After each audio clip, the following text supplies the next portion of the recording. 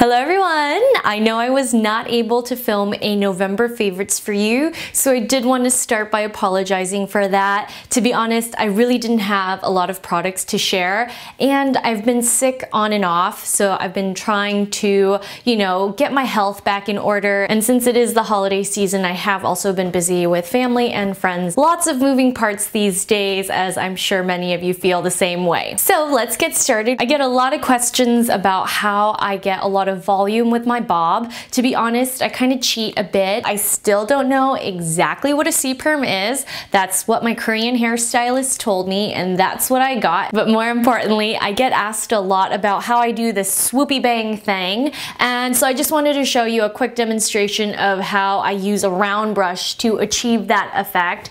Most of the time though, because it gets really curly back here, especially towards the shorter layers with the A-line cut, it's almost a little too curly. So it's really flat and then really flared. So I'm going to show you a different method using a paddle brush to kind of straighten it out a little bit, not to make it completely flat like you would with a straightener. Now in my excitement, I might have forgotten to mention that this is the T3 Featherweight Luxe 2i. It's aesthetically the most beautiful hairdryer I've ever set eyes on. It feels good to the touch, but most importantly for me is that it's lightweight enough to give myself a full blowout without breaking a sweat. It's really hard to do that with a lot of other hair dryers on the market, especially the more powerful ones, but here you don't have to compromise anything that you want in a hair dryer, and my hair still looks and feels really healthy. It's quiet, it's lightweight, and all the women who I've given T3 hair tools to as a present, especially this hair dryer in particular,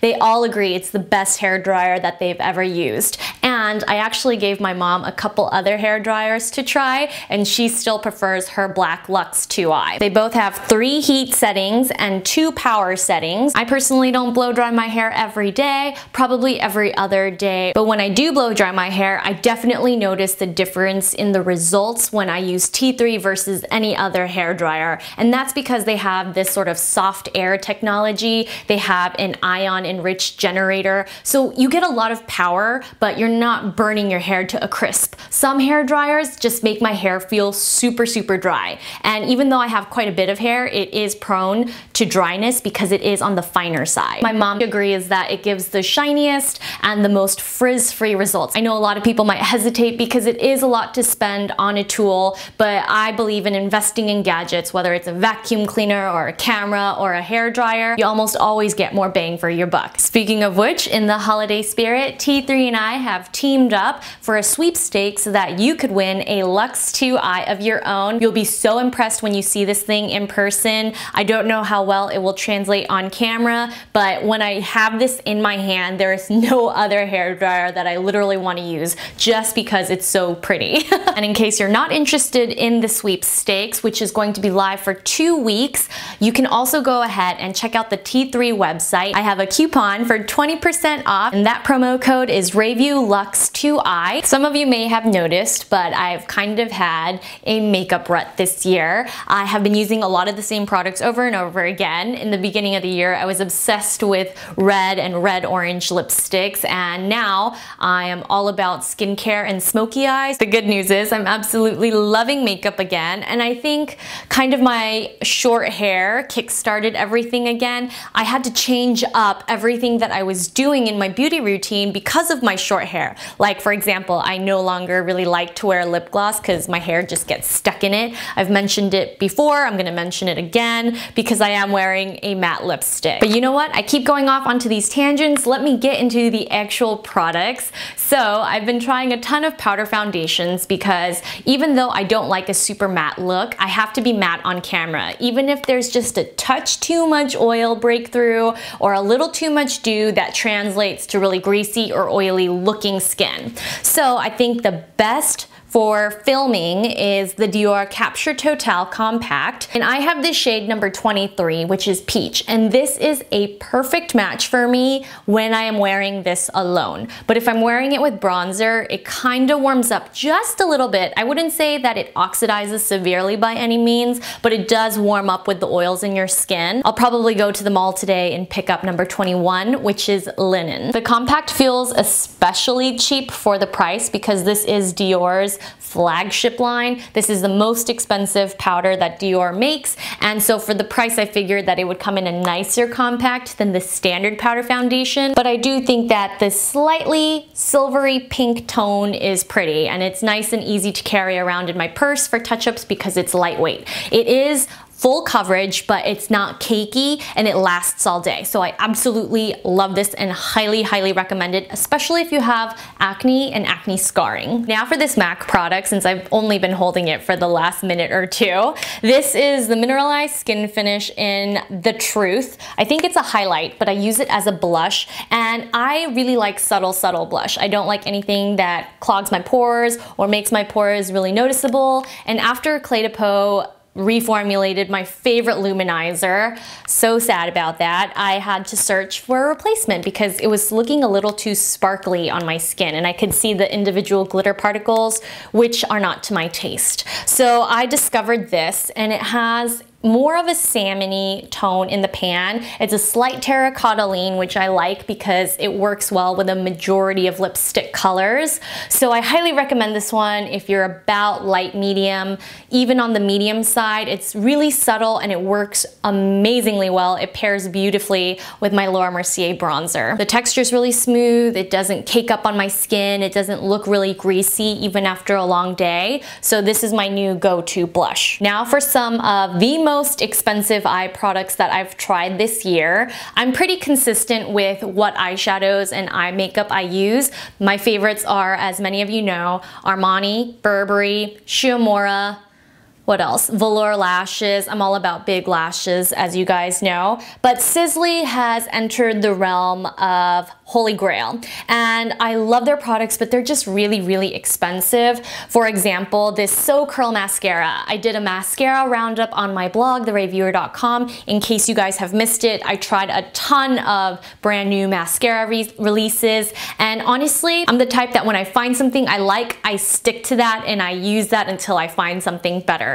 And probably you guys have noticed that by now if you look at the description boxes to see what makeup I'm wearing. But this Sisley mascara is amazing. I like the super fat tube. There's a lot more macro pictures on my blog in case you guys are curious. And even though I have small eyes, the oversized brush is actually really easy to use, and it gives my lashes a lot of flair. Lots of volume, lots of lift, lots of everything, except that it's not waterproof, so I can see a little smudging at the end of the day if I'm wearing concealer.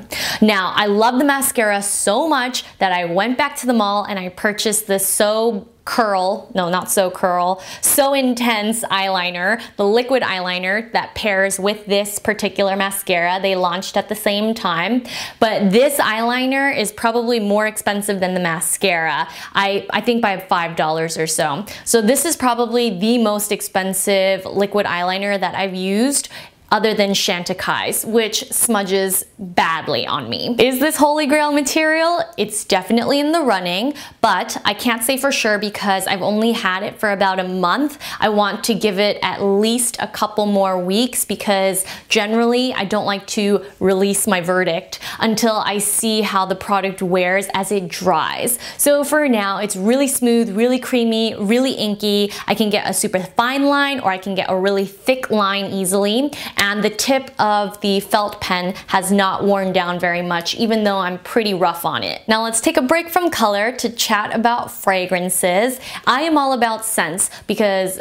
you know, as I get closer and closer to the 30 age mark, my hormones are changing constantly and I notice things that I never noticed before, like a lot more peach fuzz on my face, and I definitely noticed that my chin is starting to get fuller even though I'm technically losing weight. So with all these things comes, you know, changes in my body as well. So before I could, you know, walk around without wearing deodorant or fragrance and not feel self-conscious, but now I feel like fragrance is an is a part of my everyday routine. Now that it's full-fledged winter, even in Southern California where it's super cloudy, gloomy, and rainy these days, I can wear whatever perfume I want. So I've been obsessed with the Louboutin collection, and this is the full-size bottle. I've posted a lot more pictures on my blog, and I love it. This one is my everyday fragrance. I believe it's Tornade Blonde. If I pronounced it incorrectly, I do apologize. But here I have this little discovery kit, and it's super cute. I think this makes a really great gift, but in case you're interested in trying all the fragrances yourself and having something that you can carry along with you, these would be perfect, especially to toss into a carry-on or a gym bag. This one is called Trouble in Heaven, and this one is probably the most romantic and the heaviest of the fragrances, so I still reserve this one for nighttime use. This morning I dabbed on a bit of Bikini Cuesta Cera, and I really like this one because it's still light, it's florally, but not too intense, so I highly recommend this one. But Tornade Blonde is just my personal favorite. If you haven't tried anything from Louboutin Beauté though, I highly recommend it. Their lipsticks are my absolute fave, even to this day. I tried tons of matte lipsticks, but truly nothing beats the quality, the wear, and the color range of these matte lipsticks. They're just perfect. But going back to this trio, if you haven't seen it online already, it's available on Sephora.com and Nordstrom.com. I don't know if I've seen it in stores quite yet, but I highly recommend it, especially as a last-minute gift. It's just a little bit of luxury that makes every day feel a little bit more special. All right, we're gonna wrap this video up with concealer because these days I absolutely need concealer, even under my eyes. And normally I don't, but dark circles have plagued me for the last few months, and I'm sure many of you guys are sleep deprived from the holidays, so I figured this would be the perfect time to talk about under eye concealing. First things first, you have to use eye cream. Even if it doesn't help your dark circles, it'll definitely prevent them from getting worse. I love 111 Skin and Fresh. Now, when it comes to under eye concealer, I generally tend to avoid it because I don't like seeing the creasing, and I don't like anything at all to settle in my fine lines, which I do have. So I decided to try the La Mer the concealer. This is brand new and reformulated. It used to come in a compact, now it comes in a tube like Clé de Pose. And I had high expectations for this one, especially because my friend Theo in Thailand, she's a huge beauty blogger out there. She told me that she thought this was better for under eye concealing than Clé de Pose, which is my holy grail concealer. However, I do find it just a touch drying. It tends to accentuate any imperfections like dryness in the inner corner. So I don't think this is holy grail status for me. I would rather spend a lot less on something like Makeup Forever's concealer. The Ultra HD is one of the very few affordable concealers that I can use under my eyes without issue, and it comes in a huge range of colors, so there is a shade for everyone. There's also correctors if you have really severe dark circles that need color correction before concealer. Now, another favorite that I started using again is the Dior Skin Star Concealer in number 2, and technically I could use a mix of 1 and 2, but I don't like that super bright under eye concealed look, so that's why I stick to number 2. This one's really creamy, has great coverage, a little longer lasting than the Makeup Forever, I would say, and a little bit more coverage too, but they're both great concealers and I highly recommend both. It just depends on how much you're willing to splurge. And that's a wrap for my November and December favorites. If you have any further questions about anything I showed in this video today, please feel free to reach out to me on Instagram or Twitter. Thanks always for tuning in, and I'll see you all very soon. Bye.